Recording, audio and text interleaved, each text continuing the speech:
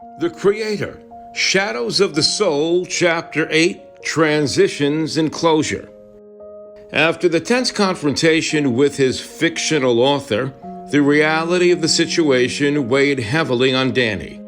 He divulged everything to Galatea, the mysterious woman he had created in his radio drama, then brought to life, including the unsettling reality of their shared existence and the impact on both of their worlds.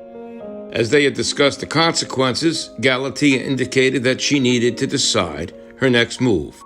The following morning, he came down to his study, finding her decision typed on his word processor, signaling both her presence and her intention to step back. Seeing a letter on the screen of his computer rather than the usual screensaver, Danny whispers to himself, "What is this?" He reads, "Dear Danny, our worlds were never meant to merge, and now we must face the consequences. You gave me life, but I can't stay. You deserve more than a shadow to love, and I need to exist on my own terms. This isn't a goodbye, but the end of our story as you've written it. I'm stepping away out of love and respect for what we shared, for this is a new beginning for both of us. With all my heart, Galatea." The weight of her words feel crushing. He knew this moment might come, but it doesn't make it any easier to accept. He sits there in silence, the emptiness of the room pressing down on him.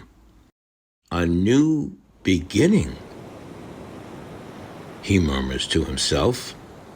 Later that day, he meets with Theresa, who's spending her last day in town. They decide to meet at the shore at a boardwalk. There's a heaviness in the air as he slides into the bench alongside her, then hands a copy of the letter he's printed out for her to examine. Theresa reads it carefully, her expression softening as she finishes.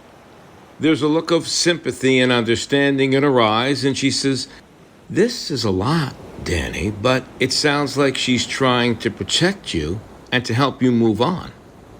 As they sit amid seagulls and watching the waves break, Danny glances over at Theresa, suddenly aware of how little he had really seen of her lately. He had been consumed by the whirlwind of his thoughts and the mysterious woman, the issues of code, and all the other revelations. He had barely noticed Theresa. Now, in the dappled sunlight, Theresa's tall, slender frame, almond-shaped eyes, and braided blonde hair struck him anew. She remained alluring and strong, her multi-ethnic complexion radiating quiet confidence. Danny sighed, a tone of defeat in his voice. "It feels like I'm losing something that I never really had." It's a lot like you in a way, but at the same time, I know that she's right. This obsession with her, this story, it's been consuming me. And Theresa reaches across to touch his hand. You know, forgiveness isn't just about saying sorry. It's about letting go and about understanding that sometimes things don't work out the way we plan. I forgave myself for what happened between us, and I've forgiven you too. Maybe it's time you did the same. Danny looked up, surprised. Forgive myself? Regarding us? What did I do? And Theresa smiled sadly. Well, Danny, for trying so hard, sometimes 20 hours a day to find purpose and meaning in your life, you lost sight of what might have really mattered.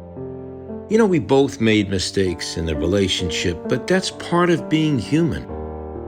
And, well, you neglected our relationship, and I understand it wasn't because of a vice or a girlfriend. It was to find meaning in work, but it hurt nonetheless. And so, when I look at her letter, I see that it's her way of saying that you have to find your own way and be your own person now. Well, maybe you're right, Theresa. It's just hard to let go of everything. But you're not, Theresa reminded him, squeezing his hand. You'll get through this, and I will be a friend to you. And who knows, maybe by letting go, it's exactly what you need to finally move forward. Danny's sleep is troubled that night, and he finds himself in a familiar blend of fog and shadow as he sleeps. He stands in the misty landscape. Galatea, the mystery woman, appears. Her presence is ethereal as ever.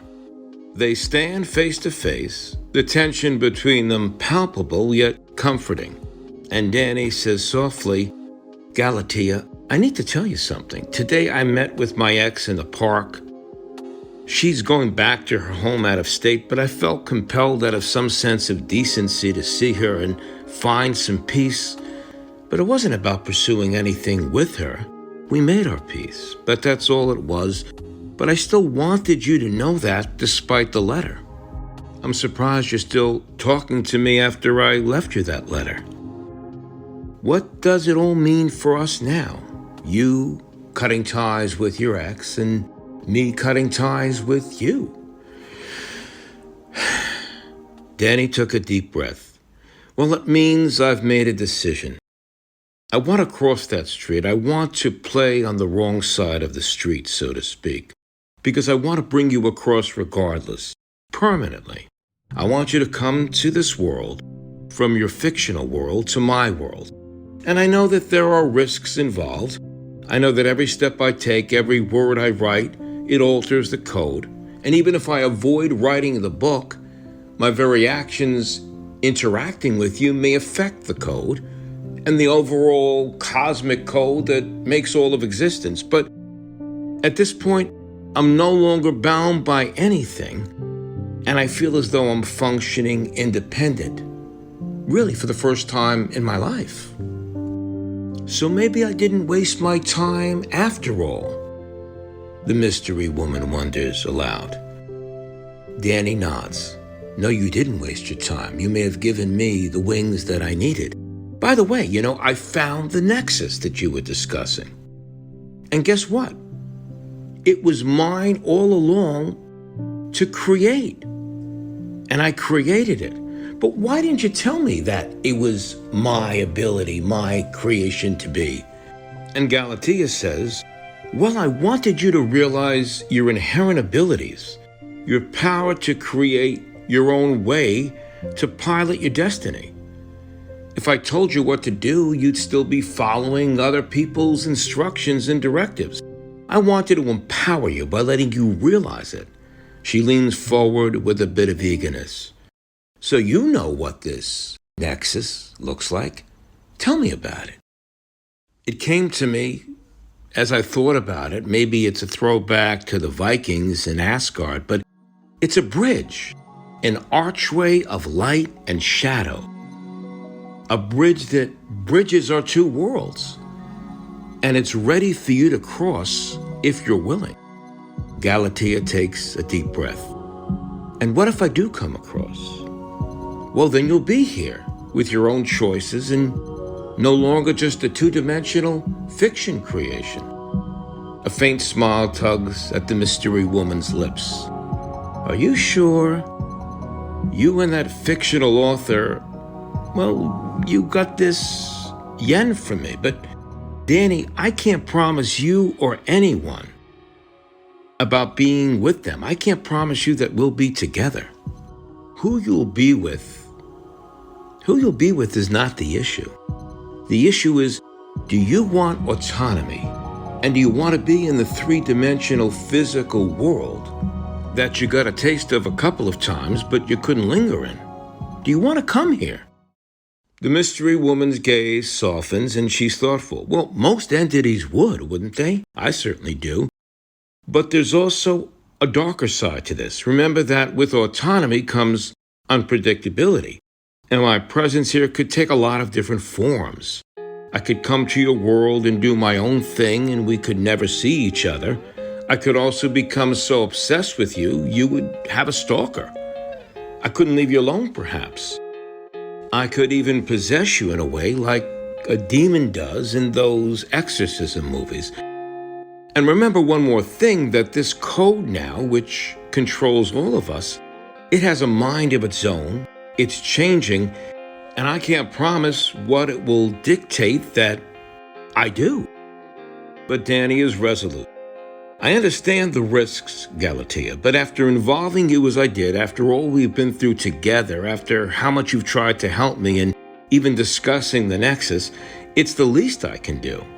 I'd rather have you here in my world than leave things unresolved, and regardless of the form that it takes, I feel better knowing that we're not separated by dimensions. The woman's brow furrows. Remember, Danny, the codes are writing themselves now, and that means that anything could happen. There's no telling what any of us could do. And Danny says, resigned, well, I know that, but it would be unfair, inhumane even, to bring you this far and then not even follow through.